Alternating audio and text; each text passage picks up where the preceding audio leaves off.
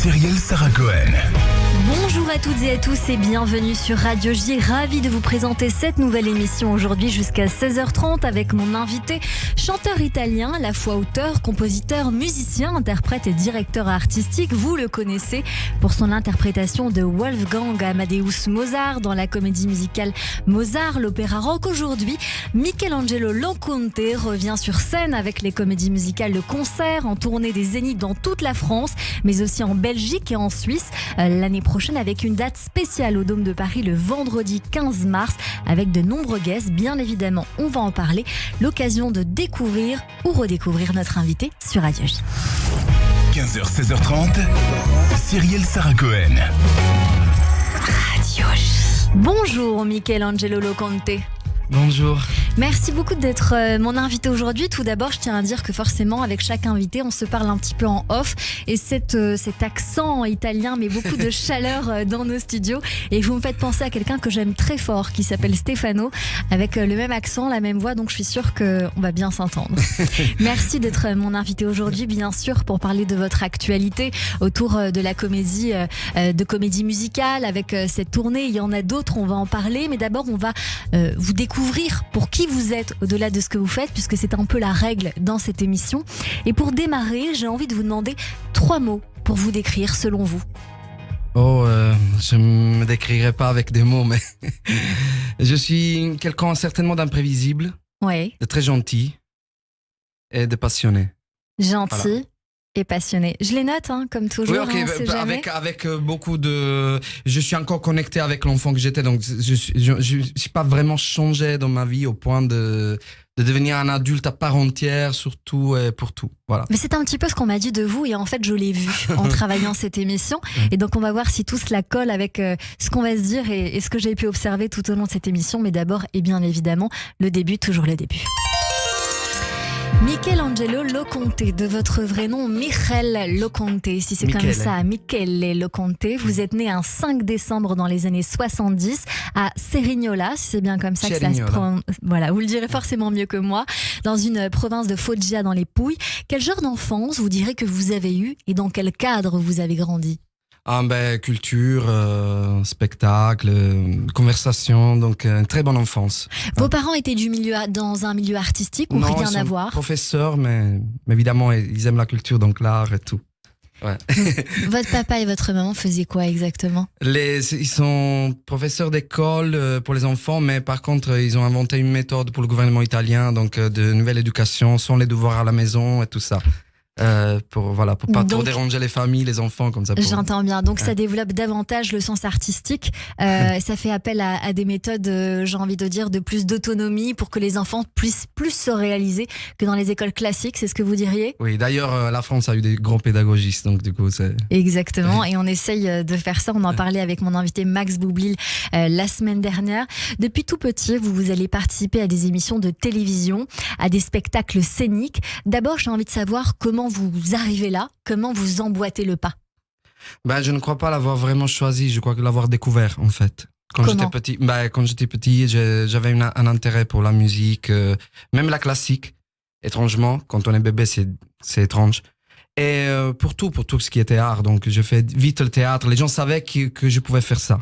Voilà. Je me rappelle même quand j'étais petit, j'ai fait un spectacle d'école et ils m'ont demandé d'inventer quelque chose à dire, de dire des blagues, mais j'avais vu en télé un sketch de Henri Salvador, alors que c'était en langue étrangère, ça n'avait rien à voir. Et donc, je l'ai reproduit. C'était un sketch où vous riez beaucoup ? Est-ce que c'était celui-là ? Oui, et non, surtout un sketch où il buvait beaucoup. À l'âge de 21 ans, vous allez rencontrer une chanteuse, Rita Pavone, qui vous proclame vainqueur d'un festival, le Festival des Inconnus, pendant une émission sur Rai 2. Et en 2001, vous interprétez une chanson, Adoni Modo, au Festival musical de Castrocaro. Il est destiné à promouvoir de nouveaux artistes. On écoute.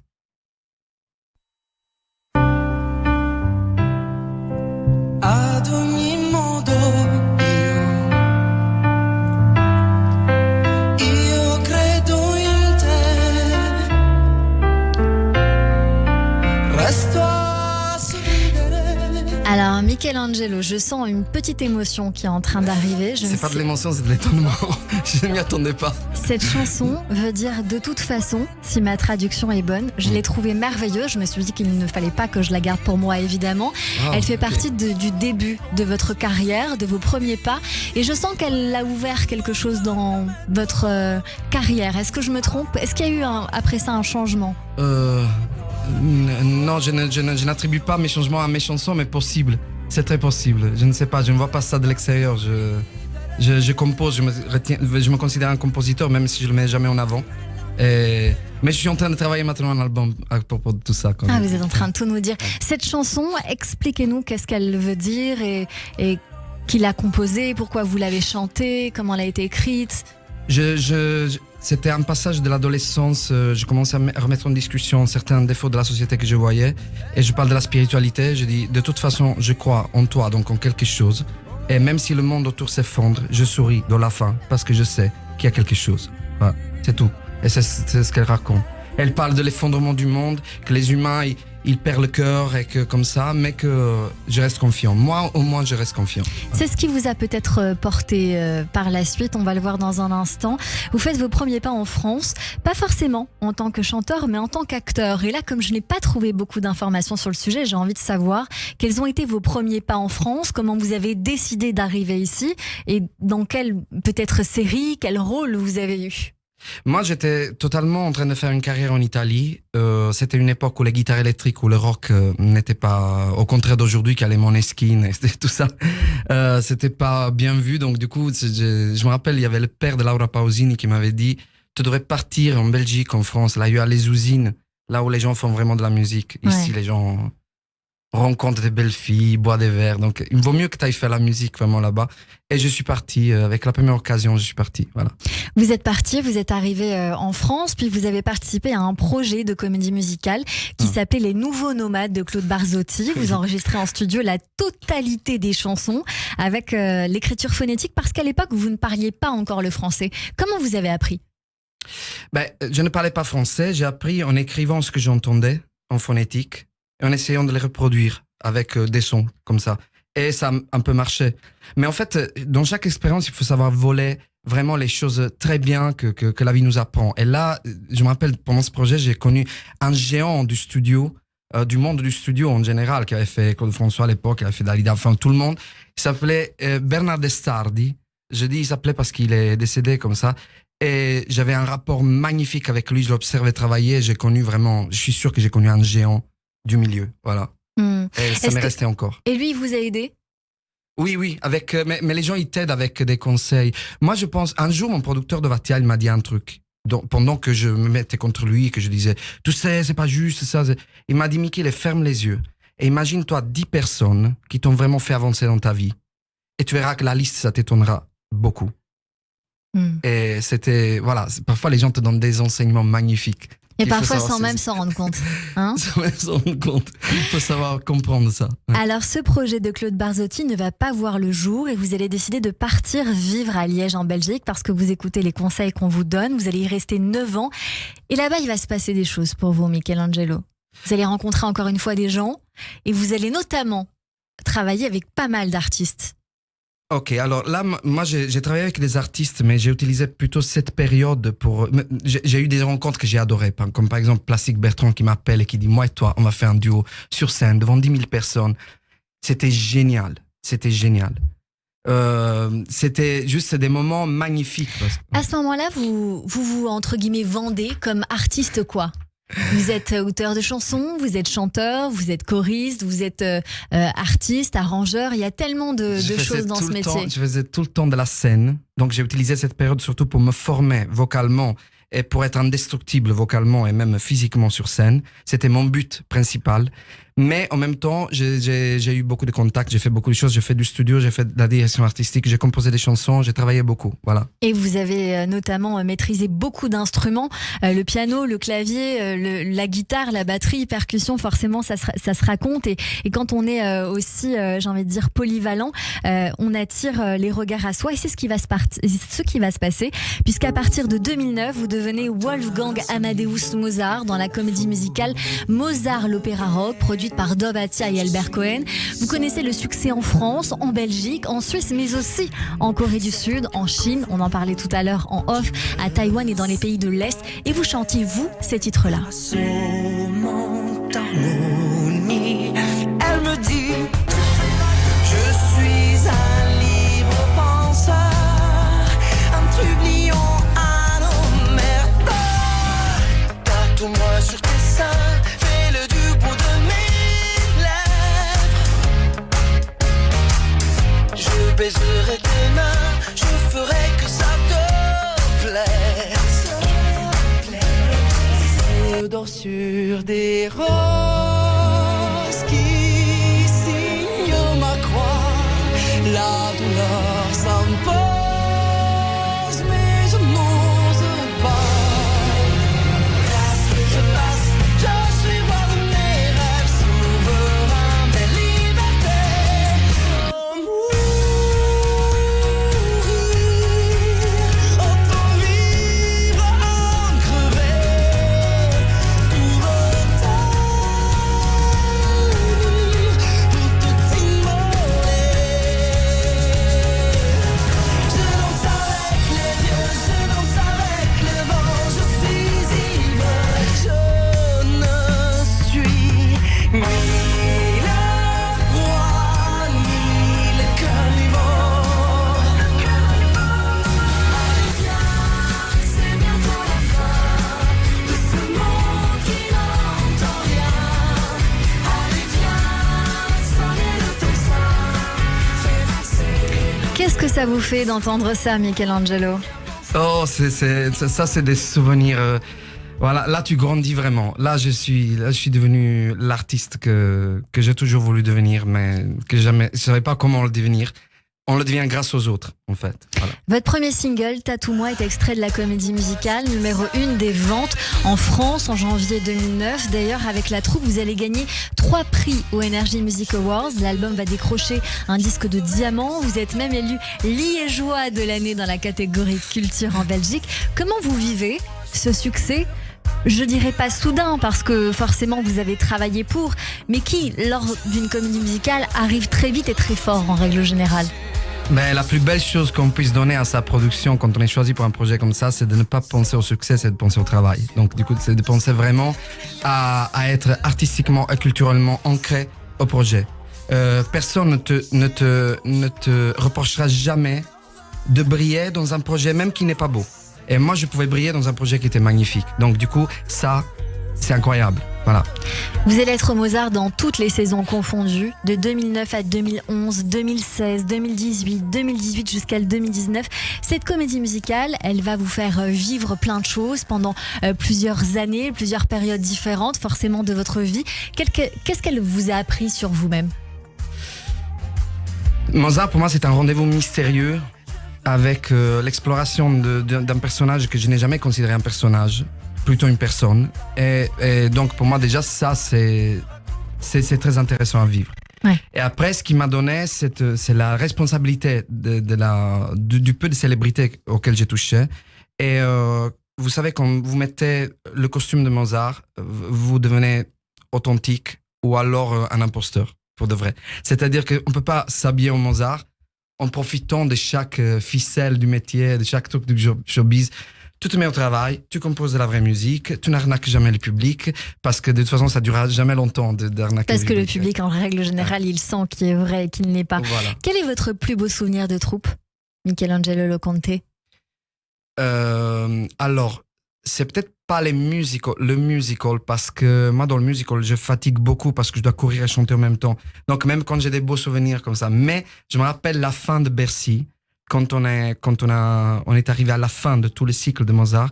Ça m'a fait quelque chose, parce que pendant que les autres pleuraient, oh, on va plus se voir comme ça, moi, j'étais dans un état vraiment de grâce et je me disais, je vais vraiment pouvoir dire que j'ai accompli quelque chose dans ma vie, enfin. Ouais. Ouais. Je me croyais pas capable d'accomplir quelque chose de grand. Non, vous sentez que c'est un aboutissement, que quelque chose, Ouais. voilà, que c'est aussi un cycle qui se Oui. termine, et comme la fin de quelque chose est toujours le renouveau. Ça m'a calmé beaucoup et ça a enlevé une dose de stress que je n'ai jamais plus connue, jamais plus vue, et ça m'a fait ouvrir à la vraie vie. la vie du bonheur, c'est-à-dire quand tu commences à te calmer et à ne pas voir tout sur toi, pour toi et avec toi, voilà. Pour autant, cette comédie musicale, elle a encore un impact dans votre vie, j'ai envie de dire Michelangelo, parce que depuis quelques mois, vous participez à la tournée Les Comédies Musicales, le concert, en tournée des Zéniths dans toute la France, en Belgique et en Suisse l'année prochaine, avec une date au Dôme de Paris le vendredi 15 mars, avec de nombreux guests, mais vous avez déjà commencé, enfin dans quelques jours, vous serez à Lausanne le 8 octobre au Métropole, vous allez ensuite enchaîner les dates à Ajaccio, à Bressuire, à Lorient, à Nantes, à Marseille, pour une grande tournée. Qui sera à vos côtés?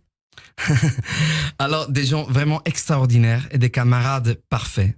Et quand je vous dis parfait, je vous dis avec eux, on peut tout faire. On peut dormir dans un bus, on peut manger n'importe où.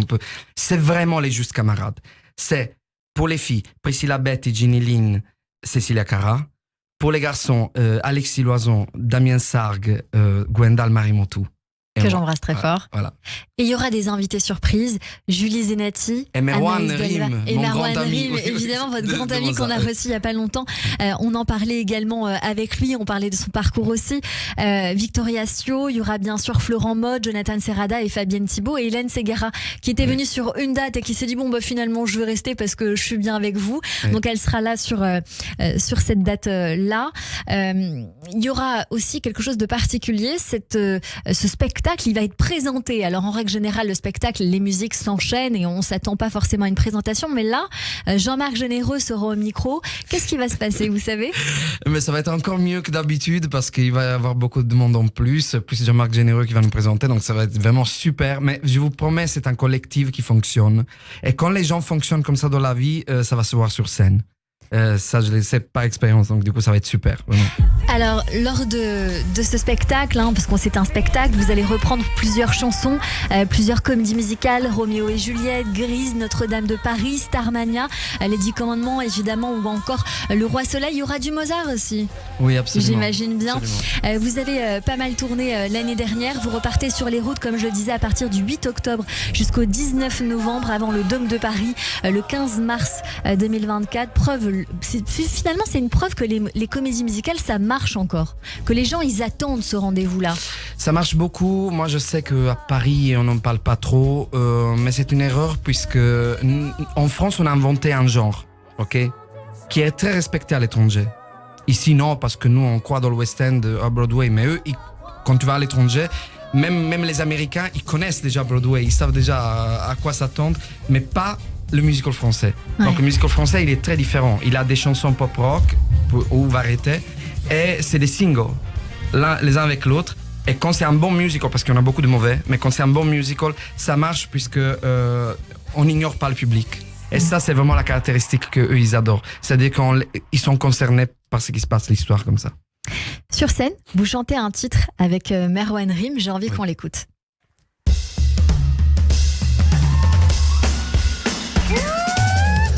Attentos indietro! Ehi! C'est parti! Vous la connaissez celle-là ou pas? Oui? Je vais chanter avec toi alors. C'est prêt, Michele? Let's go! Quando scopri quel passaggio e lo apri, che gran fortuna che ebbe Alibaba. Ma tu ne hai di più perché io sono qui per esaudire la tua volontà. Je dis, maître Aladdin très cher, je vous offre aujourd'hui un dessert, du tonnerre, un éclair, car je suis votre meilleur ami. Yo, come on! Rock around!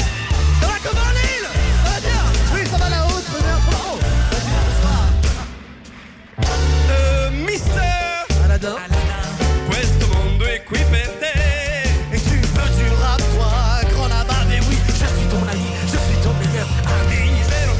Vero amico tu non c'è. Je suis Certo, ton meilleur fantastico! Yeah. Grande come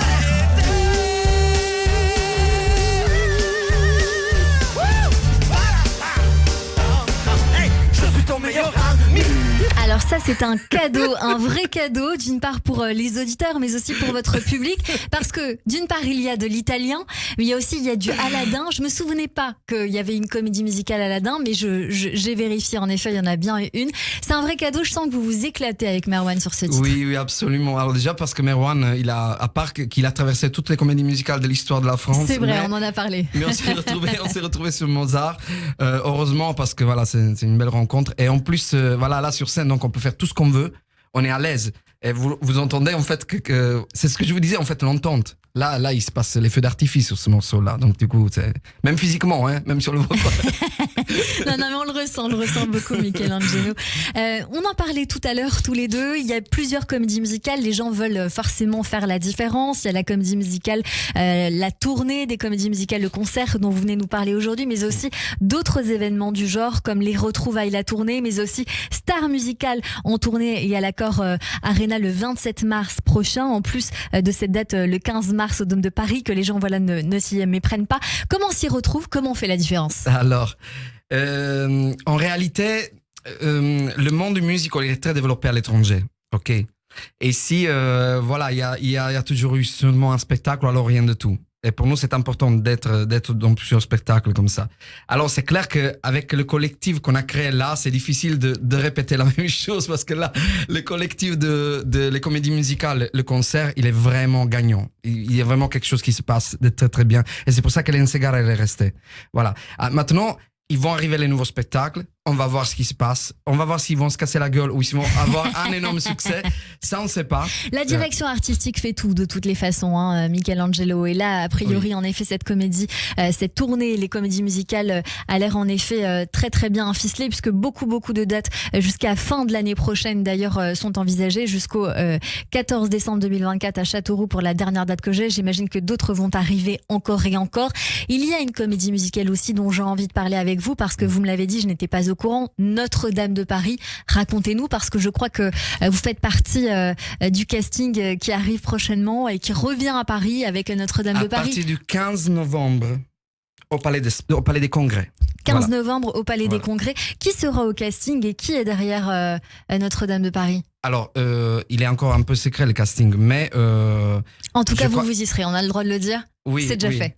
Mais par contre, je peux vous assurer qu'il y a des grands noms au casting. Donc déjà, il y a mon ami Angelo Del Vecchio qui est le premier rôle de Notre-Dame de Paris. Il y aura soit Elaïda Dani, soit Iba Tawaji. Ça veut dire des grandes chanteuses les Mais deux. oui, Voilà. Batawaji, évidemment. Voilà. Oui, en effet, elle sera dans le rôle d'Esmeralda. On revient dans un instant, si vous voulez bien. Hein, on se fait une petite pause, restez avec nous. On revient avec Michelangelo Loconte pour les comédies musicales, le concert en tournée des Zéniths dans toute la France avec une date exceptionnelle au Dôme de Paris le vendredi 15 mars 2024 et de nombreux guests. Dans un instant, on poursuit cette émission avec mes chroniqueurs qui nous rejoignent, mais tout de suite le rappel des titres sur Radio J. Celui-là ne mérite pas d'être sur terre. 15h, 16h30.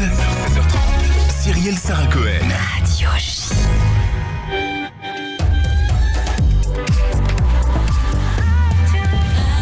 – 15h30 passé d'1 minute sur Radio J. Bonjour et bienvenue. Tout de suite, le rappel des titres avec Eva Soto.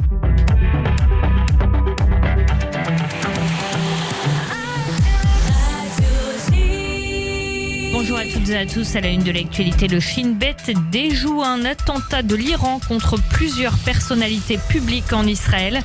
Plusieurs membres d'une cellule terroriste liée au régime islamique ont été arrêtés. 2 Arabes israéliens et 3 Palestiniens. Le groupe était dirigé par un Jordanien.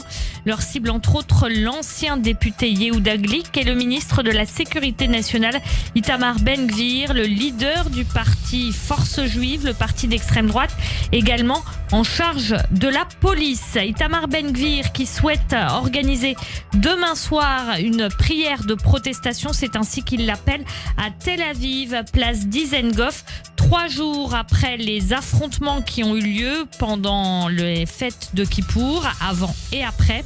Le chef de la police a demandé à ses hommes qu'ils s'assurent que les prières soient bien mixtes, comme en a décidé la justice israélienne. Téhéran dépose plainte contre Israël auprès du Conseil de sécurité de l'ONU, une initiative qui fait suite au discours de Binyamin Netanyahou devant l'Assemblée générale des Nations Unies. Le Premier ministre israélien a fait un lapsus en parlant d'une menace nucléaire crédible qui devait être brandie face à l'Iran, alors qu'il voulait parler de menaces militaires, comme l'a ensuite corrigé son bureau. L'Iran qui joue la surenchère et affirme aussi avoir lancé un satellite d'imagerie dans l'espace. Le Nour 3 a été placé sur orbite à 450 km au-dessus de la terre. Diplomatie, signe concret de la normalisation en cours entre Israël et l'Arabie Saoudite. Hier, un ministre israélien a conduit une délégation officielle dans le royaume. C'est Israël Katz, le ministre du Tourisme, justement sur place pour le congrès de l'Organisation mondiale du tourisme à Riyad. Au chapitre sécuritaire, 4 habitants d'implantation arrêtés ce matin lors de la destruction d'un avant-poste illégal. Et merci beaucoup Eva Sauton, on vous retrouve à 16h pour le journal complet. Tout de suite une courte pause et c'est la suite de notre émission avec Michelangelo Loconte, mes chroniqueurs qui nous rejoignent sur Radio J. Radio J. Bonjour, c'est Lise Gutmann. Le 10-11, Lise Gutmann. Ravie de vous retrouver tous les matins au programme Judaïsme, divertissement, communauté. Radio J. Cette année encore et plus que jamais, de nombreuses familles de la communauté ont besoin de vous. Depuis plus de 25 ans, Mazone accompagne ces familles afin qu'elles puissent célébrer elles aussi la nouvelle année dans la joie et dans la cacheroute. Tous les ans à Rosh Hashanah, c'est plus de 2000 colis qui sont distribués, composés de 80 produits frais et de qualité. Un colis coûte seulement 60 €. Envoyez vos dons à Mazone, 34 rue des Grilles, 95 500 Pantin. Ou sur mazone.org. 01 48 21 00 30. Caroline Fourest, directrice de la rédaction de Franc-Tireur. Franc-Tireur, c'est un journal de combat, contre les excès, contre les extrêmes. Parce que l'époque est aux radicalités, à la polarisation, à la manipulation, nous, on a eu envie de se battre pour la nuance. Franc-Tireur défendra la raison avec passion. Franc-Tireur, tous les mercredis chez votre marchand de journaux. En 1976, se tient le second procès de Pierre Goldman, militant d'extrême gauche soupçonné d'avoir tué 2 pharmaciens lors d'un braquage ayant mal tourné. Je suis innocent parce que je suis innocent. Personne ne peut rien y faire, même pas vous. L'affaire suscite la mobilisation de nombreuses figures médiatiques. On peut pas comprendre Pierre Goldman si on comprend pas la portée de son histoire familiale, sur sa personnalité et sur ses combats. Le procès Goldman, un film de Cédric Kahn avec Arié Worsalter et Arthur Harari, le 27 septembre au cinéma. Radio J. Radio J. Radio J. Radio J. 15h, 16h30. Cyrielle Sarah Cohen. De retour sur l'antenne de Radio J, merci de passer votre après-midi avec nous jusqu'à 16h30. Est-ce que ça va bien, Michelangelo ? Ah, ça va trop bien. J'adore cette émission. Eh ben, je suis ravie. Plein de surprises. Eh ben, écoutez, c'est que le début, donc j'espère que la suite sera à la hauteur. Merci beaucoup. Juste, je tiens à modifier ce qu'on s'est dit tout à l'heure. Vous ne serez pas dans la comédie musicale Notre-Dame de Paris, Non. mais vous connaissez tous les gens qui participent à ce beau projet et qu'on recommande chaudement à partir du 15 novembre au Palais des Congrès, avec notamment Iba Tawaji et d'autres profils qu'on connaît évidemment. Je ne vais pas donner tous les noms, mais je les ai sous les yeux. On peut avoir les informations sur Notre-Dame de Paris, le spectacle.com. En attendant, on vous retrouve sur scène, Michelangelo, pour les comédies musicales, le concert en tournée des Zéniths dans toute la France, en Belgique et en Suisse l'année prochaine, avec une date au Dôme de Paris le 15 mars avec de nombreux guests. Dans cette partie d'émission, on va parler de culture, mais d'abord, j'ai envie de vous demander... Au regard de votre carrière, j'ai vu que vous aviez participé à beaucoup d'événements caritatifs pour les enfants. Vous avez même participé à plusieurs projets pour les tout petits. Comment vous l'expliquez, ce besoin d'être proche des plus petits ? Les gens comme moi qui sont dans le métier depuis un peu de temps, ils savent très bien que la musique peut changer les choses. Donc si quelqu'un vous dit le contraire, c'est pas vrai.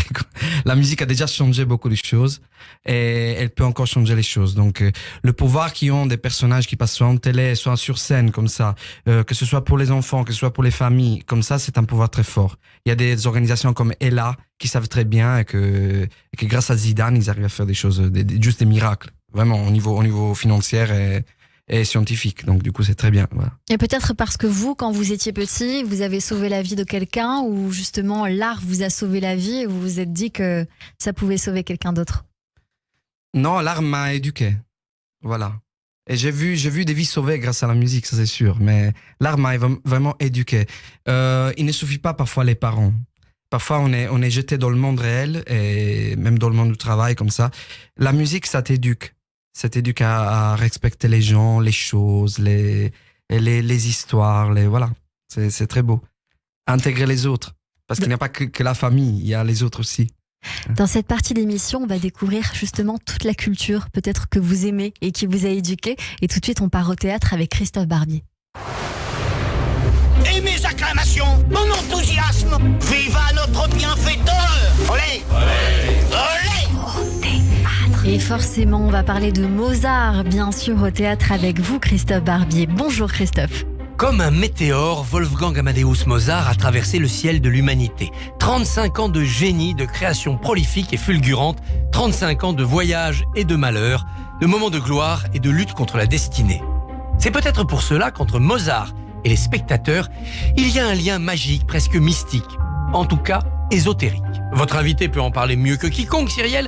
Il y a du rock'n'roll dans la vie de Mozart. Il y a quelque chose de divin quand on le met sur une scène. Moi-même, je le mesure chaque lundi au Théâtre de Poche quand je joue le second mari de Constance Mozart, le chevalier Georg Nikolaus von Nissen, dans Mozart, mon amour.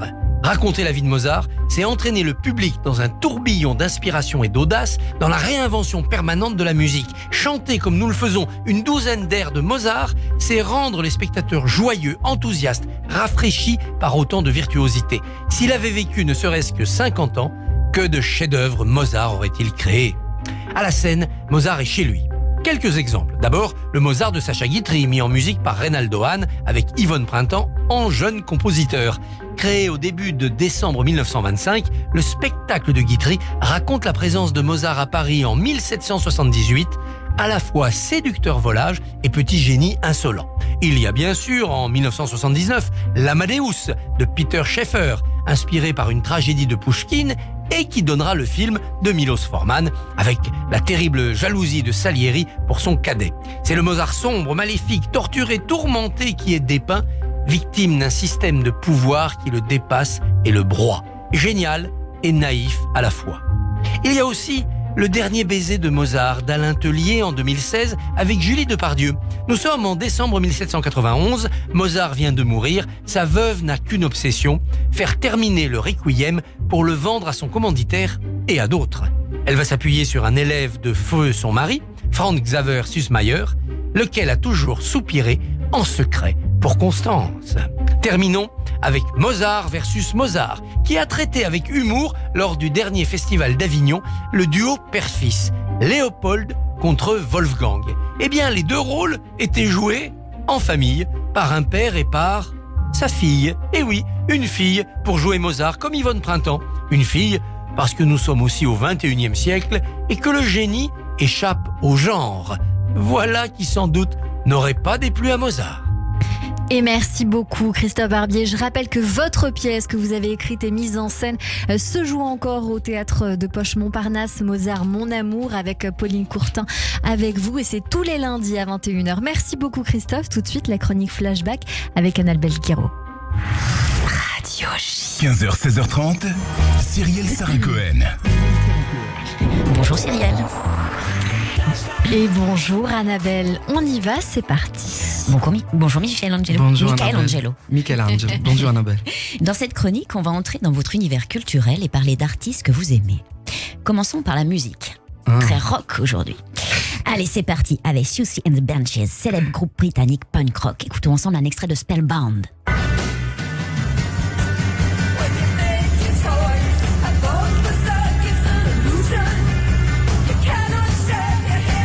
Alors je ne connaissais pas du tout, j'ai très envie de découvrir avec vous Annabelle. Nous sommes à Londres en 1976. Deux jeunes artistes, l'une chanteuse, Siouxsie Sioux, l'autre bassiste, Steven Severin, vont commencer à suivre les Sex Pistols. Un jour, ils apprennent le retrait d'un groupe prévu sur un concert organisé par le manager des Sex Pistols. Siouxsie, la téméraire, surgite alors à Séverin de les remplacer. Et peu importe s'ils n'ont pas de nom de scène. L'audace paie. 2 jours plus tard, le couple est sur la scène de ce festival londonien. C'est le début de Siouxsie and the Banshees, un duo fondateur rejoint périodiquement par divers musiciens au gré des années. Rapidement, les Banshees vont enchaîner les albums et se faire une réputation d'une musique punk audacieuse, expérimentale et pop. En 1981, leur carrière décolle avec la chanson Spellbound que nous venons d'écouter. C'est aussi le premier single de leur 4e album, Juju. Pour beaucoup, c'est le meilleur album du groupe et l'un des albums britanniques les plus influents de tous les temps. Selon le Guardian, Juju fait partie des 1000 albums à entendre avant de mourir. Quand on dit Siouxsie and the Banshees, c'est un nom qui résonne dans le monde du rock britannique, avec la charismatique Siouxsie Sioux et ses musiciens talentueux. Le groupe a marqué la scène musicale avec son empreinte musicale unique, un mix de sonorités sombres, ambiance envoûtante et performances captivantes. Siouxsie and the Banshees, un groupe qui s'est éteint en 2004, mais reste éternel pour les amoureux du rock post-punk. Et on a découvert quelque chose aujourd'hui. Pourquoi vous aimez ce groupe spécialement, Michelangelo? Je n'aime pas que ce groupe, c'est juste. On va y venir, mais instinctivement, dans ma pourquoi lui? playlist de maintenant, j'irai écouter Spellbound. Mais normalement, j'aimais cette musique-là, donc Bauhaus. J'avais un groupe de musique théâtre qui s'appelait Art Decade quand j'étais ado, donc du coup, je faisais aussi cette musique-là. Donc voilà, j'étais habité par la New Wave de l'époque. Voilà. Et il y a une autre chanson que vous aimez bien, il y a un artiste phare de votre playlist du moment, en tout cas c'est David Byrne. Oui, David Byrne, notamment connu comme cofondateur du groupe de New Wave Talking Heads dans les années 70. David Byrne, c'est aussi un chanteur solo. Michelangelo, je vous propose que l'on écoute une chanson qui fait votre petit bonheur en ce moment, Everybody's Coming to My House.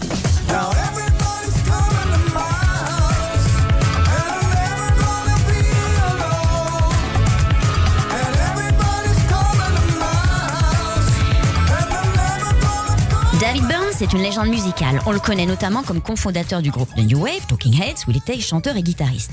David Byrne, c'est aussi un artiste totipotent. Chanteur, auteur-compositeur, musicien, producteur de disques, acteur, écrivain, théoricien de la musique, artiste visuel et cinéaste. Aujourd'hui, on va s'intéresser à son album solo, American Utopia, sorti en 2018. À l'époque où il compose ses chansons, David a 65 ans, vit aux États-Unis, présidé par Trump. Dans American Utopia, il transcrit le reflet de ses interrogations sur l'Amérique actuelle et la civilisation occidentale en général. Une utopie est-elle encore possible alors que tout nous pousse au pessimisme? Dans ce 7e album solo, on retrouve Everybody's Coming to My House, votre chanson préférée chez Michelangelo. Les paroles sont fidèles au fil conducteur de l'album Utopia. Au début, on a un David négatif, replié sur lui, qui nous avoue son angoisse sociale lorsqu'il reçoit chez lui cette fameuse peur que certaines et certains peuvent avoir des invités qui viennent mais repartent jamais. Et tout à coup, le tempo change de rythme. David se ressaisit. La peur laisse place au mouvement et à l'espoir. Dans Everybody's Coming to My House, David Byrne a des paroles justes. Nous ne sommes que des touristes dans cette vie, mais la vue est belle. Oui, c'est vrai, la vie est courte, alors ouvrons mieux nos sens et profitons.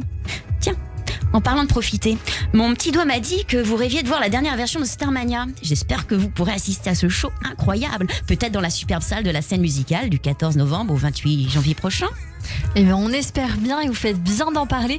On va poursuivre avec une idée lecture, une idée, j'ai envie de dire même très love. Oui, Love, histoire d'un sentiment de Barbara Rosenwein aux éditions Presse Universitaire de France. Michelangelo, je me suis mise à votre place. Pas facile de trouver du temps pour suivre l'actualité littéraire quand on est tout le temps en concert, en studio, en promo. Alors je me suis donné une mission. Trouver the livre qui pourrait vous correspondre. Vous me semblez un homme convaincu par l'amour, très romantique, amoureux des poésies. Et là je me dis, bon sang, mais c'est bien sûr, le livre Love, histoire d'un sentiment de Barbara Rosenwein est fait pour vous, sorti dernièrement. S'appuyant sur la poésie, la fiction, les lettres, les mémoires et l'art, et à l'aide d'un riche éventail d'illustrations, l'historienne des émotions, Barbara Rosenwein explore 5 de notre fantasmes d'amour les plus durables.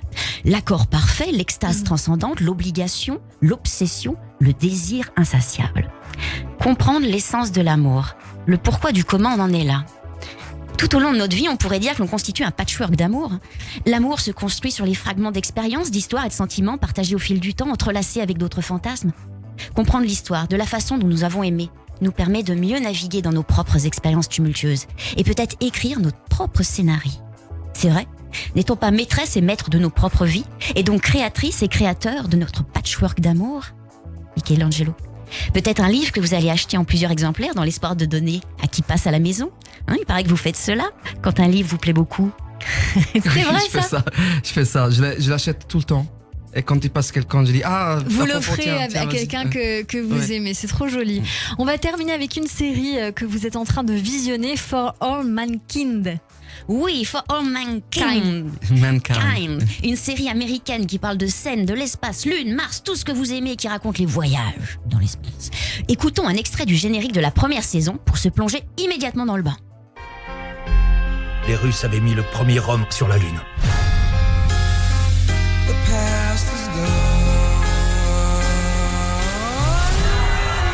Je croyais que c'était d'être les premiers sur la Lune. Et il s'avère que c'est encore plus important que ça. Nous allons conquérir l'espace pour l'humanité entière. For All Mankind est une série de science-fiction diffusée sur Apple TV+ depuis 2019. Cette fiction est basée sur la réécriture de l'histoire de la conquête de l'espace. Imaginez, Ça commence comme ça. On est en 69. L'Union soviétique envoie le premier homme sur la Lune. Guerre froide oblige, les États-Unis contre-attaquent et tentent de rattraper l'Union soviétique par tous les moyens. Une course aux étoiles aux dimensions hors normes. Terre, Lune, Mars. Un combat spatial exacerbé de près de 60 ans entre Russes et Américains. Michelangelo. Vous qui êtes féru de ce programme, connaissez-vous la petite histoire autour du nom de la série ? Non. Non ? Eh bien, pour la petite anecdote, il faut remonter à 1969. L'équipage d'Apollo 11 pose ses premiers pas sur la Lune. Et pour marquer ce moment unique, les hommes déposent une plaque lunaire sur laquelle était inscrit « Nous sommes venus en paix pour toute l'humanité ». Le titre, For All Mankind, était tout trouvé. Comme quoi, c'est dans les vieux pots que l'on fait des meilleures confitures. For All Mankind, une série haletante pour tous les amoureux de l'espace. Une 4e et nouvelle saison à retrouver en France sur Apple TV+, dès le 10 novembre. 10 novembre. Merci beaucoup Annabelle Guiraud. Vous nous avez bien fait voyager dans les goûts culturels de notre invité. Alors vous avez des goûts très variés quand même, j'ai envie de dire, Michelangelo. Oui, absolument. Avec quand même cette touche très importante sur ça. Oui. Ça, on peut pas le montrer, mais c'est le signe du rock, c'est Oui, ça le signe du on rock fait ça. and roll. J'ai envie de vous poser cette question juste avant de passer à l'introspection ensemble. Vous nous avez soufflé que vous étiez en train de préparer un album. Qu'est-ce qui nous attend ? Quel univers ? Quel style ? On s'est mis ensemble avec Eric Serra, le compositeur de musique de film. Et on a décidé de faire un album honnête. Donc lui, il le réalise, moi je compose. Et on va faire un truc, à mon avis, différent. Ouais, Voilà. je sens quelque chose de très posé, Oui. sans maquillage, sans phare. Non, pas spécialement sans maquillage et sans phare. C'est du rock un peu symphonique, mais c'est des vrais songs. C'est de la vraie inspiration. Ce n'est pas entendu à gauche à droite. Parce que Serra, vous me dites Serra, en effet, c'est très sérieux, comme on dit. C'est très sérieux. Ces deux univers vont se marier, je pense que ça va être très intéressant. Je crois qu'il n'a jamais fait ça pour personne de faire des albums. Mais par contre, on est en train de construire quelque chose d'authentique, d'honnête. Et en plus, je m'entends extrêmement bien avec lui. Et donc, c'est vraiment une vraie communication, une vraie collaboration. Et ce n'est pas pour rien. Voilà. Comment s'est fait cette rencontre ? C'est quelqu'un de la mode qui nous a présenté dans des circonstances très, très, très rapides. Et après, il m'a vu en live et il m'a fait des compliments sur ma prestation. Quand quelqu'un te fait des compliments comme ça veut dire que voilà, il y a une connexion. Et donc, du coup, on a parlé. De temps en temps, on se rencontrait. J'allais voir ses lives et je me suis rendu compte de la façon comme il traite la musique. Mais c'est très rare, surtout dans ce pays, en France. L'énergie qu'il y met. Et donc, du coup, à bout d'un moment, quand j'imaginais de ne pas me tromper, de faire un album comme il faut, mais alternative, sans spécialement les règles des maisons de disques. Quoique, les compromis des maisons de disques peuvent être très bénéfiques pour les artistes. Peut-être pas dans mon cas, voilà. Et donc, du coup, avec ce maquillage, avec ce look, avec ces idées, avec ces arguments, ces textes que j'écris, parfois même en français, comme ça, mais dans toutes les langues comme ça, lui, c'est la seule personne qui a dit que mon travail, il avait une certaine valeur. Les autres, ils m'ont donné beaucoup de doutes, même sur moi-même, parce que j'ai failli leur croire que j'étais pas prêt pour faire un album. Mais oui, l'album, il était plus ou moins déjà là. Voilà. Et donc, il va parler de vous de façon très honnête. Oui. Ouais, ça devait être un album très personnel. Extrêmement, oui. Proche de ce que vous vouliez faire peut-être au tout début. C'est sûr qu'il plaira à beaucoup du public, parce que la passion, elle est facile à comprendre. Toujours. Mais vous savez, quand vous êtes vraiment honnête, vous êtes forcément un peu subversif. Donc du coup, il va y avoir dans l'honnêteté, il va y avoir des idées. Donc du coup, ça va se passer très très très bien. Et on aime bien les idées. Tout de suite, on passe à l'introspection. Radio J. 15h, 16h30, Cyrielle Sarah Cohen. Michelangelo Loconte, Oscar Wilde a dit « Parfois nous pouvons passer des années sans vivre du tout et tout à coup notre vie entière est concentrée dans un seul instant. » On va essayer de faire ça ensemble maintenant avec 10 questions pour nous aider à mieux vous connaître sur la musique de Jérémy Ababou. Michelangelo Loconte, si vous aviez la possibilité de reprendre votre vie depuis le début, vous changeriez quoi ? Beaucoup de choses. La première. Je ne comprends pas pourquoi les gens n'ont jamais de regrets. On a des regrets. La première, j'aurais voulu croire à des gens étranges que je ne comprenais pas et les suivre. Et pas en avoir peur. Voilà. Quel conseil donneriez-vous à un enfant pour réussir sa vie ? Aimer les gens. Avant tout. Quel a été votre plus bel âge, le plus bel âge de toute votre vie et pourquoi? Tout le temps. Quelle fut la plus grande erreur de votre vie et comment vous l'avez résolue? L'égocentrisme. Penser que les gens te choisissent parce que ils ont absolument besoin de toi. Ce n'est pas pour ça, c'est toujours une question d'amour. Toujours. Ça fait réfléchir. Qu'aimeriez-vous faire, mais que vous ne faites pas par peur d'être jugé?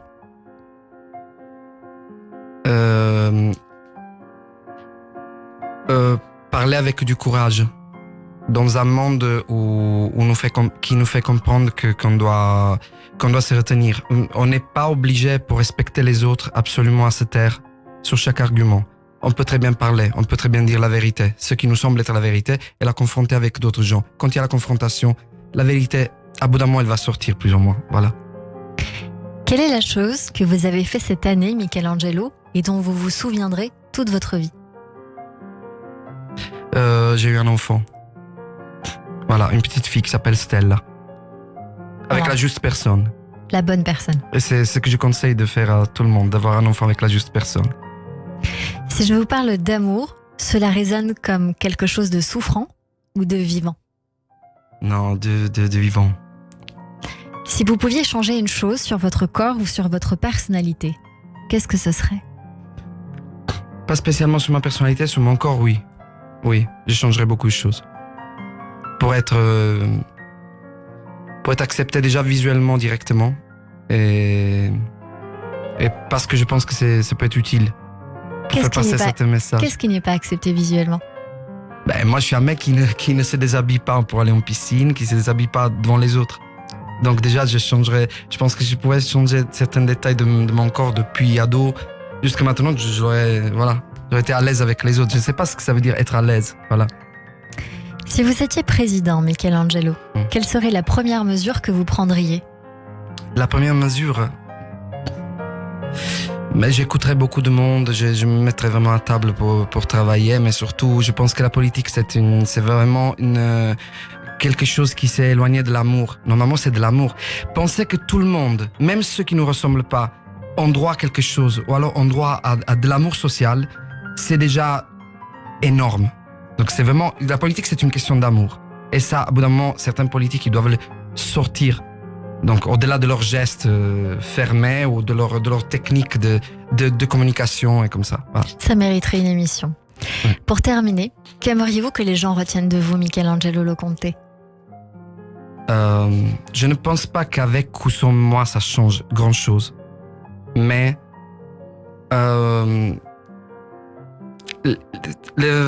artiste pour de vrai, pas pour rire. Je voudrais qu'ils comprennent que j'ai fait tout ça pour mourir mieux, pas pour vivre mieux. C'est là la différence. Merci Michelangelo. Merci. Je rappelle que vous pouvez retrouver cette séquence en podcast sur le YouTube de Radio J, radioj.fr et sur toutes les plateformes d'écoute de l'émission. Radio J. 15h, 16h30, Cyrielle Sarah Cohen. Allez, vous restez encore avec nous sur Radio J dans un instant. Notre coup de cœur du jour, notre expert Sandy Boulanger pour le portrait. Mais tout de suite, une petite pause musicale, une petite pause tout court, suivi du journal de l'info. Restez connectés sur Radio J. Je baiserai tes mains, je ferai que ça te plaise. Je dors sur des roses qui signent ma croix.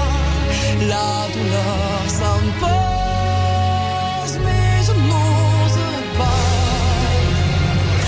Je passe, je suis roi de mes rêves, souverain des libertés.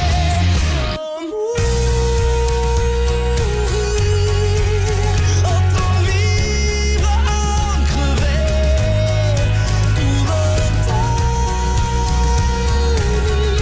pour tout immoler.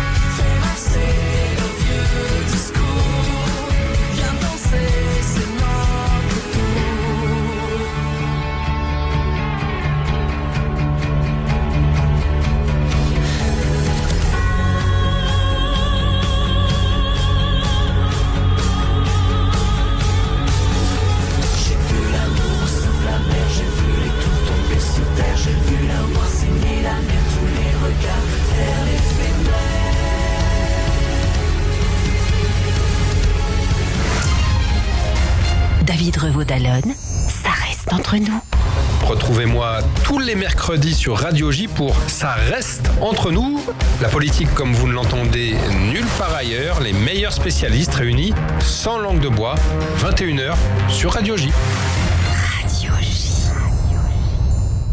Itzik Moshel, directeur de Dialang. Shalom, combien de fois avez-vous essayé d'apprendre l'hébreu ou l'anglais sans réussir à le parler? Dialang vous donne la solution grâce à sa méthode unique d'apprentissage basée sur la pratique intensive de l'oral sans négliger la lecture et l'écrit. Cours en Zoom ou en présentiel. Dialang, prix exceptionnel pour une année, 510 €. 510 €. Pour connaître les dates des journées portes ouvertes en Zoom ou en présentiel, contactez Dialang au 01 43 64 13 30 ou dialang.fr.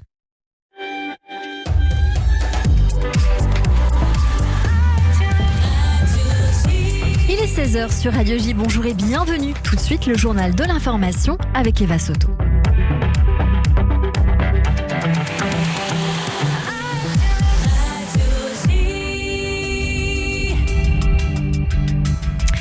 Bonjour à tous, à la une de l'actualité, le Shin Bet déjoue un attentat de l'Iran contre plusieurs personnalités publiques en Israël. Plusieurs membres d'une cellule terroriste liée au régime islamique ont été arrêtés. 2 Arabes israéliens et 3 Palestiniens. Le groupe était dirigé par un Jordanien. Leur cible, entre autres, l'ancien député Yehuda Glick et le ministre de la Sécurité nationale Itamar Ben-Gvir. Le leader du parti Force juive, le parti d'extrême droite, également en charge de la police dans le gouvernement. Et après les affrontements avant et après Kippour, Itamar Ben-Gvir veut organiser demain soir une prière, place Dizengoff à Tel Aviv, une prière de protestation contre ceux qui veulent bannir le judaïsme de l'espace public, selon ses propres termes. Correspondance à Jérusalem de Pascal Sunshine. Cette place Dizengoff a déjà été réservée par la contestation contre la réforme judiciaire pour une manifestation avant l'annonce de Ben-Gvir et que le ministre de la Sécurité nationale et leader du parti nationaliste Puissance juive n'a toujours pas obtenu d'autorisation de rassemblement public de la mairie de Tel Aviv, ce qui pourrait d'ailleurs placer les policiers dans une position très délicate, à savoir choisir entre le maintien de l'ordre public et l'obéissance à leur ministre de tutelle. Et de toute façon, l'annonce de cette prière-manifestation est loin de faire l'unanimité dans la classe politique.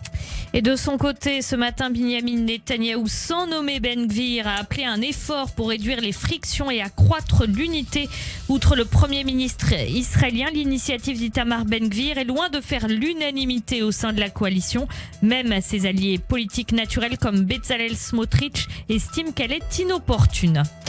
Téhéran dépose plainte contre Israël auprès du Conseil de sécurité de l'ONU, une initiative qui fait suite au discours de Binyamin Netanyahou devant l'Assemblée générale des Nations unies. Le Premier ministre israélien a parlé d'une menace nucléaire crédible qui devait être brandie face à l'Iran. Un lapsus corrigé, y compris par son bureau dans un communiqué. Binyamin Netanyahou voulait bien sûr parler de menaces militaires et non nucléaires. Au chapitre sécuritaire, 4 habitants d'implantation arrêtés ce matin lors de la destruction d'un avant-poste illégal. Il y a eu des échauffourées entre des militants d'implantation et les forces de sécurité israéliennes. Le commandant des policiers sur place a déclaré à l'un des protestataires: si vous vous approchez encore de moi, je vous déchire en 8 morceaux. Des propos condamnés par sa hiérarchie. Une enquête contre lui est même ouverte. L'avant-poste, connu sous le nom de Givat Sde Yonatan, se trouve près de l'implantation de Maale Mikmash. Il a été démantelé parce qu'il se trouvait sur des terres privées palestiniennes. Dans l'actualité internationale, l'ambassadeur de France quitte le Niger. Son avion a décollé ce matin pour Paris. Le départ de Sylvain Atté était réclamé par les putschistes depuis leur prise de pouvoir fin juillet.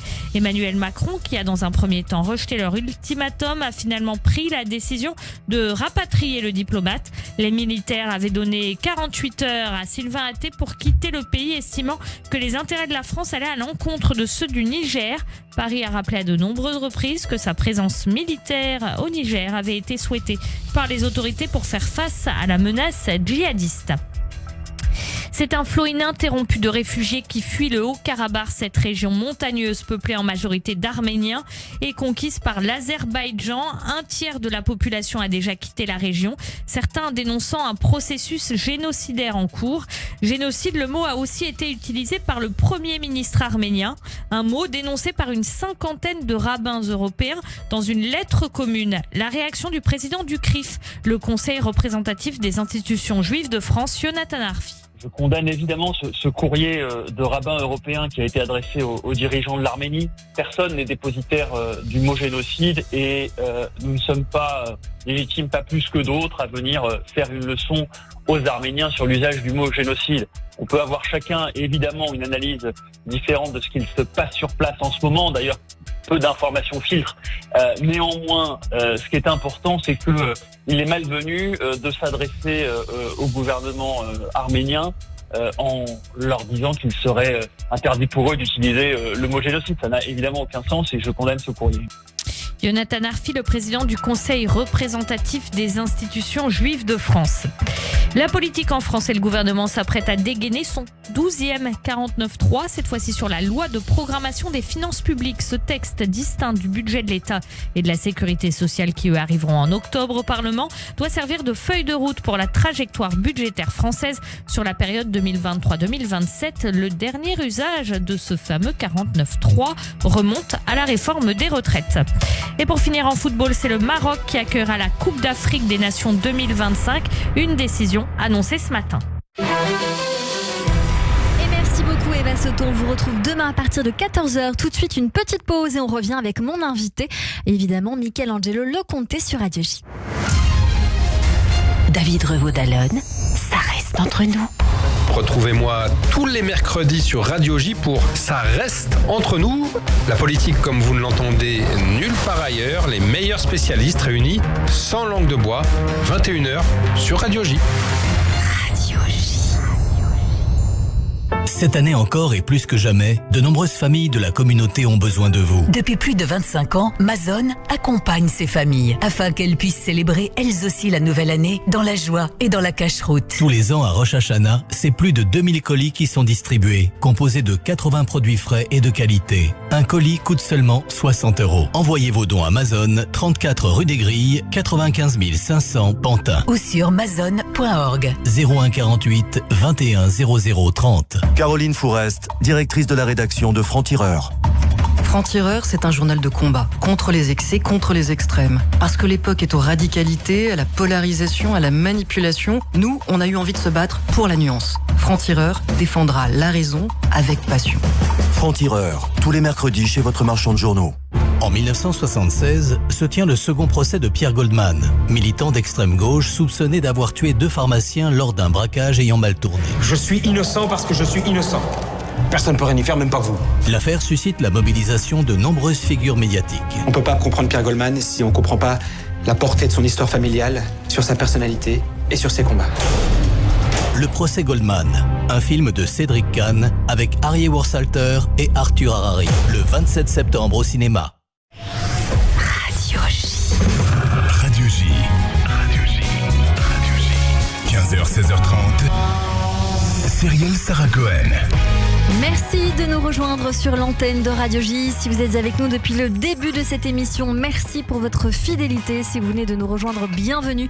Nous sommes avec notre invité aujourd'hui, Michelangelo Loconte, pour les comédies musicales Le Concert, en tournée des Zéniths dans toute la France, en Belgique et en Suisse à partir de l'année prochaine. Et puis à partir surtout du 8 octobre à Lausanne, vous enchaînerez quelques dates avant le Dôme de Paris le vendredi 15 mars avec de nombreuses personnalités. Tout de suite, Michelangelo, on va découvrir le coup de cœur du jour, un coup de cœur musical. On découvre Nassim avec son titre Tout frais, tout jdite. C'est en featuring avec Black M, rien que ça. On écoute et on revient. Ça y est, je laisse tomber. J'allume un spliff dans la Cadillac. Cap dans la top comme les alliages de Mojo et Resto. Baby, faut que tu laisses tomber. Si tu veux partir, ouais, salam. Moi, toute la nuit, je suis en cavale. Tu m'appelles, je laisse sonner. Promis ce soir, j'oublie mes soucis. Je veux qu'on se marre, je veux consommer, je veux que tout soit facile. Tout pris ce soir, les planètes s'alignent. Je veux qu'on se marre, je veux consommer, je veux que tout nous s'agite. Y'a des miss everywhere. Et les frères sont max, tout frais, tout j'dis anyway. Ça chill toute la night, ça claque du beef everywhere. Les cousines sont max, tout frais, tout j'dis anyway.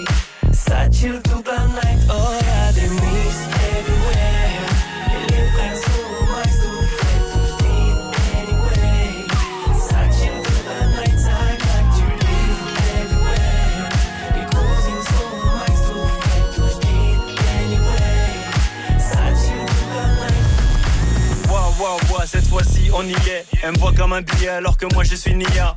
Elle shoot, attaque, vise ma Philippe Patek. Elle veut les mecs en couple et les célibataires. Ok, d'accord, oublions le décor. Je lui laisse le temps de réfléchir et de raccorder son make-up. Oui, je connais son ex, il avait plein de Rolex. Elle toujours dans l'ex, c'est belle et décomplexée. Elle veut le prince de la ville pour le menotter à vie. Bah oui, t'as vu, j'ai cramé le vice de la mise. Je lui présenterai pas la mif, j'esquiverai son anniv. Elle a beau me raconter sa Yves, le black et pas de nail. L'équipe derrière, on contrôle la zone.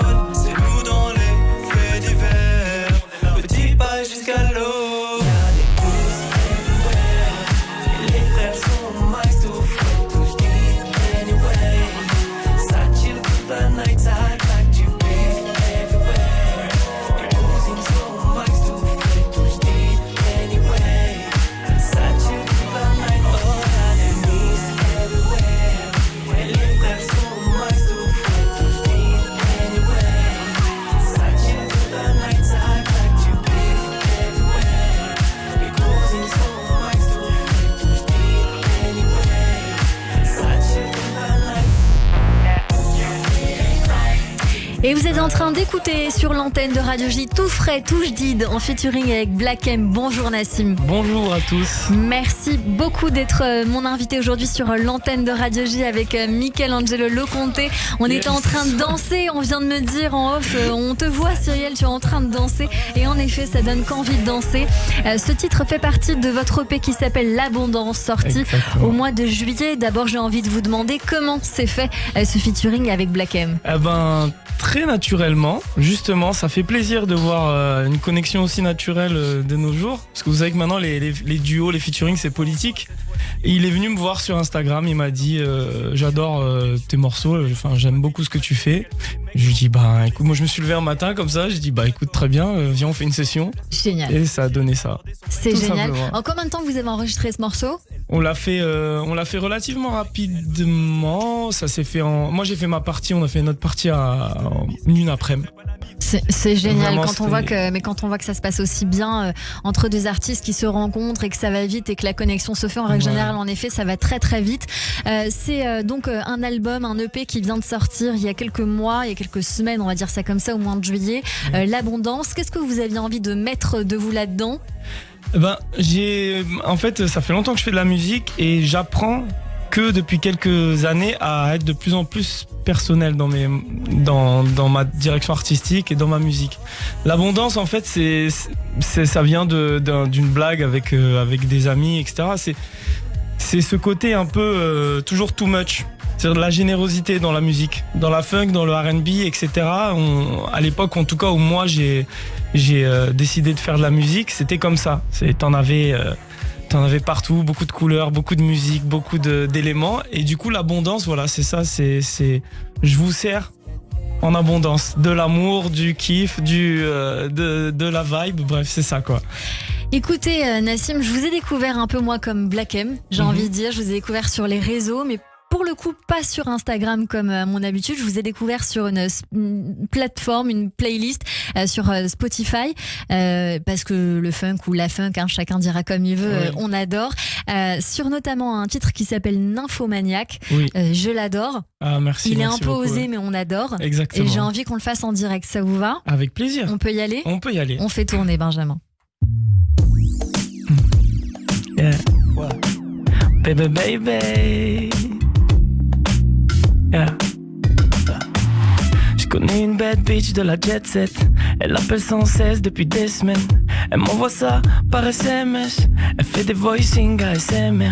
Je l'ai connue dans une soirée mondaine. On a fini tout nu dans la fontaine, tout mouillé sur le cuir de son SLS. Elle m'a dit Nassim, sois plus sévère.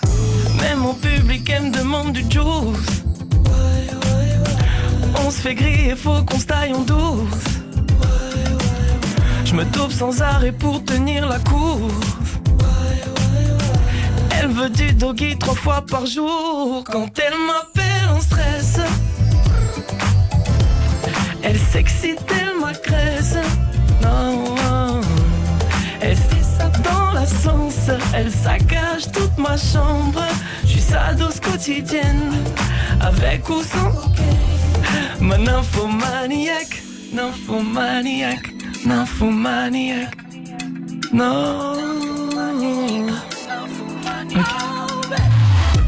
On a passé le week-end comme un couple à la maison. Je me suis assoupi à côté d'elle, je me retrouve attaché dans le salon. Y a pas meilleur dans toute la ville. Je suis le dealer de la sex addict. Quand à mon cœur est du sexe à pile, je suis le rebelle le plus facile. Mais mon public me demande du juice. Ouais. On se fait griller, faut qu'on se taille en douce. Je me dope sans arrêt pour tenir la cour. Elle veut du doggy 3 fois par jour. Quand elle m'appelle en stress, elle s'excite, elle m'agresse. Elle se dessape dans l'ascenseur, elle saccage toute ma chambre. Je suis sa douce quotidienne, avec ou sans cocaïne. Ma nymphomaniaque, nymphomaniaque, nymphomaniaque, nymphomaniaque. Alors là normalement ça répond nymphomaniaque, nymphomaniaque. Ah bah là pour le coup, Michelangelo est avec vous. Nymphomaniaque, yeah, nymphomaniaque, nymphomaniaque. Ah, il fait l'armon en plus. Nymphomaniaque. Quand elle m'appelle en stress, allô, elle s'excite, elle m'agresse. Wow. Elle se dessape dans l'ascenseur, elle saccage toute ma chambre. Je suis sa dose quotidienne, avec ou sans cocaïne. Ma nymphomaniaque, nymphomaniaque, nymphomaniaque, nymphomaniaque, nymphomaniaque, nymphomaniaque, nymphomaniaque, nymphomaniaque, nymphomaniaque. Yeah. Et c'est exactement pour ces moments qu'on fait cette radio et qu'on fait voilà ce mélange entre les artistes qui sont en train de naître et les artistes plus confirmés. Merci beaucoup, c'est génial de voir ce qui est en train de se passer. Merci beaucoup Michelangelo pour ce très beau moment partagé avec Nassim. Nassim, vous êtes un artiste franco-marocain, R&B avec le funk. Vous êtes surtout originaire de Montpellier, alors je vous aime encore plus parce que moi aussi je viens de là-bas, je ne cesse de le dire dans cette émission. Vous venez d'où exactement ? Moi je suis hôpital faculté, Montpellier Nord. Vous voyez ? Alors je connais tout Montpellier, mais j'ai toujours du mal à. Très bien, c'est bon, on se situe très bien. Montpellier, c'est les stations de tramway. C'est ça. Vos premiers projets sous le nom d'Elinas ont démarré il y a quelques années. Depuis, vous avez fait pas mal de chemin. Vous avez sorti plus de 10 singles en 2019 avec toute une suite. Voilà, en 2020, plusieurs titres également. Votre premier beau projet s'appelle Habibi Hotline avec d'autres singles, Many Men, Gwendolina, Litchi, beaucoup d'autres titres où vous avez mélangé plusieurs univers artistiques, que ce soit le R&B, la funk, la bossa, l'oriental, avec une identité musicale afro-américaine. C'est ce que vous avez envie de faire naître et on l'entend bien. Aujourd'hui, vous nous présentez donc cette EP qui s'appelle L'Abondance et j'ai très envie qu'on écoute encore un petit bout parce qu'on a le temps et ça me fait plaisir de Love Station. Ah oui, ok, oui. On découvre ça. Sur Love Station, la seule radio pour me consoler. Rien que je me questionne. T'appelles en live mais tu laisses ton fan seul. Sur Love Station, j'écoute toutes les chansons t'adore. J'ai le seum qui résonne.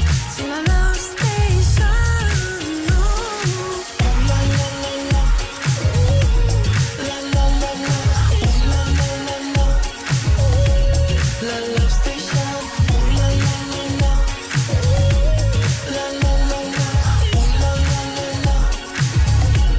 La Love Station. Et on va découvrir un autre titre également qui s'appelle Visa sur l'antenne de Radio J. Oh la la la la. Ça fait 2 semaines qu'au lit on danse la bachata. Si tu m'épouses promis je ferai plus le Casanova. On se fera des week-ends en famille sur le bord d'Ipanema. Sur le bord d'Ipanema. Oh mami je me Et on entend bien là le côté un petit peu bossa en arrière-plan que vous avez voulu faire naître. Merci beaucoup d'avoir été notre coup de cœur, Nassim. C'est un bonheur de vous découvrir. Je tiens à dire que vous êtes aux côtés de votre acolyte compositeur Benjamin Boukris qui est là, qui m'a dit non, on n'est pas obligé, mais bon, vous êtes là, Benjamin, donc forcément, vous cite bravo pour cette très jolie, j'ai envie de dire composition, mais aussi ce très joli duo qui est entre vous, parce que c'est aussi la preuve qu'il y a du vivre ensemble et ça fait très plaisir à l'heure où le mot est à la mode, évidemment. évidemment. Nassim, merci beaucoup. Un petit mot. Alors bien évidemment, on va dire surtout, et j'insiste là-dessus, que vous êtes en concert. Oui. Vous êtes en concert très important, le ça. dimanche 26 novembre à la Boule Noire. Oui. Là, on a écouté un petit panel de ce que vous proposez, mais tout à retrouver sur les plateformes, vos clips sont à retrouver sur YouTube, notamment ce clip que vous avez tourné à Marrakech, enfin en tout cas au Maroc, c'est ce que vous m'avez dit. exactement. Vous avez beaucoup tourné vos clips au Maroc. Un concert à 19h30 à la Boule Noire, donc jusqu'à 22h30 avec une première partie DJ Kakashi. Oui, c'est bien exactement. ça. Après, donc vous serez en live band.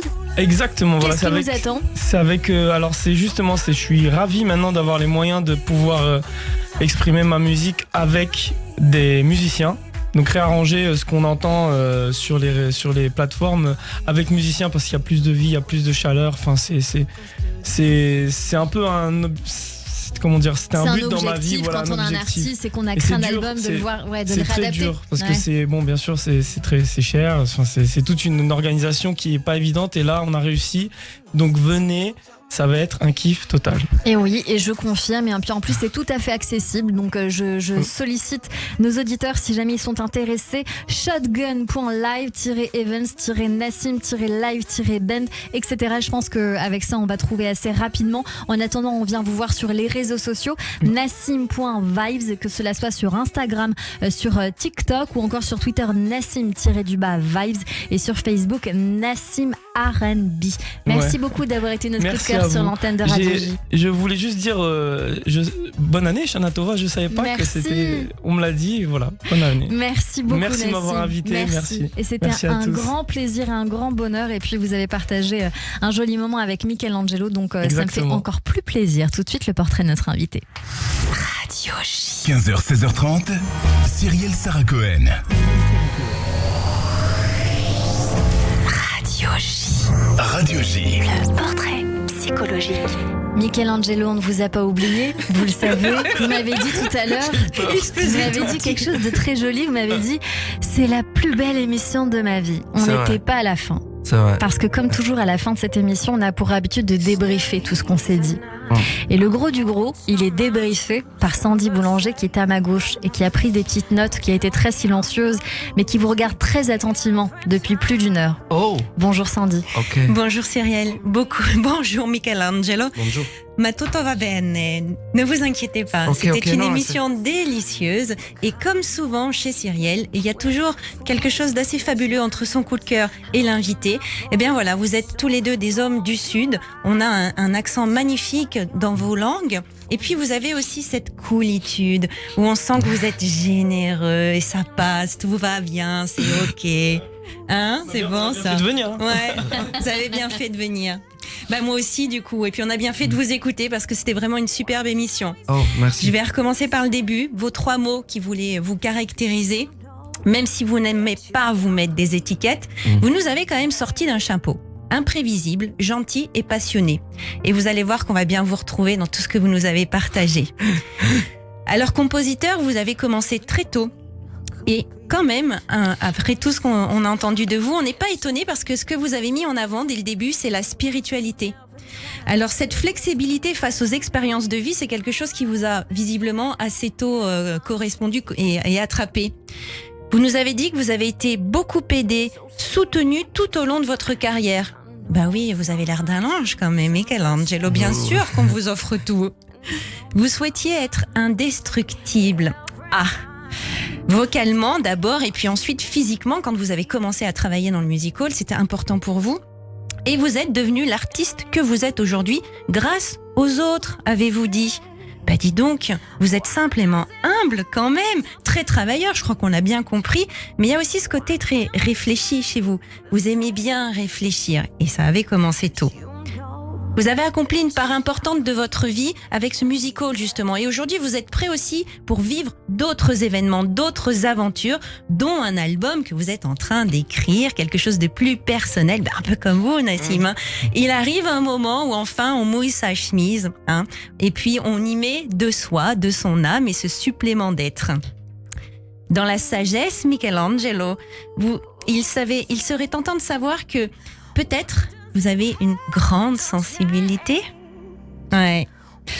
Bon, alors on se doute quand même que c'est pas seulement la seule source de votre motivation. Il y a cette énergie, cette curiosité, j'ai envie de dire, cette rage de vivre, mais une gentille rage. Et vous avez ce sentiment aussi beaucoup de liberté, l'envie. Enfin, vous êtes plein de désir, quoi. Et puis la possibilité surtout d'être connecté. C'est un mot que vous avez beaucoup dit. Mais vous aussi, Nassim, vous avez parlé de connexion. Et vous voyez, ça, c'est de la bravoure, Michelangelo.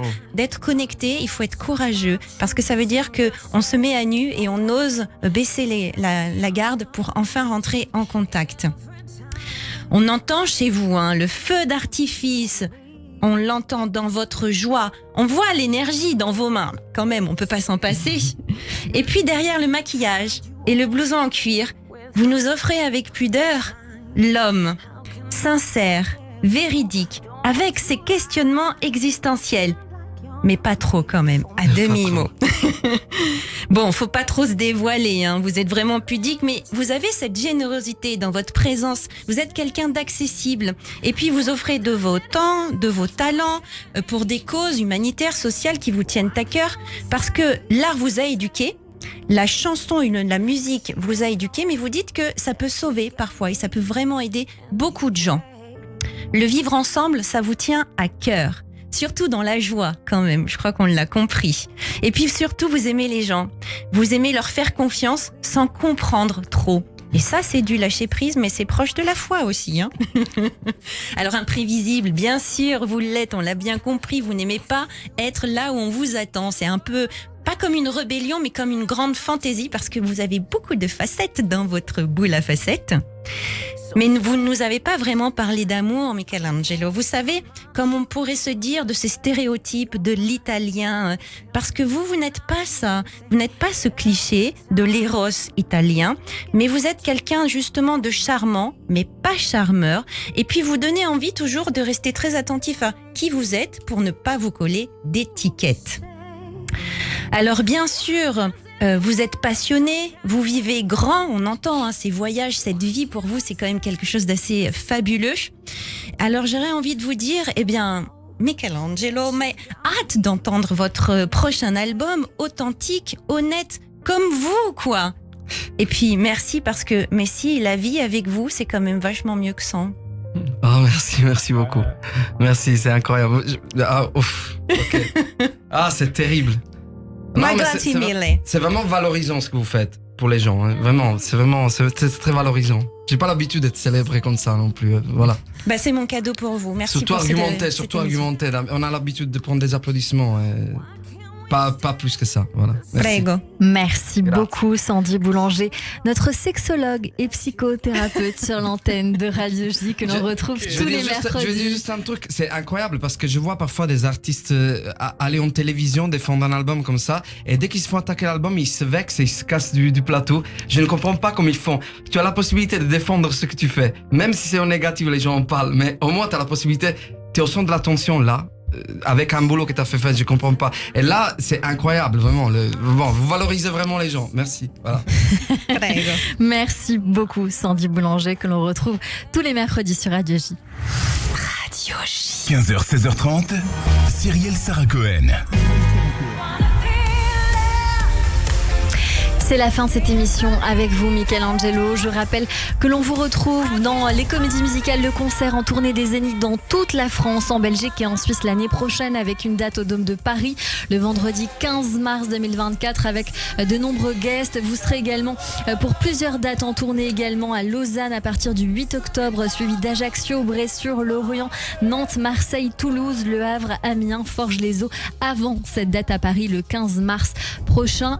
Merci pour cet échange et un mot de la fin qui vous revient.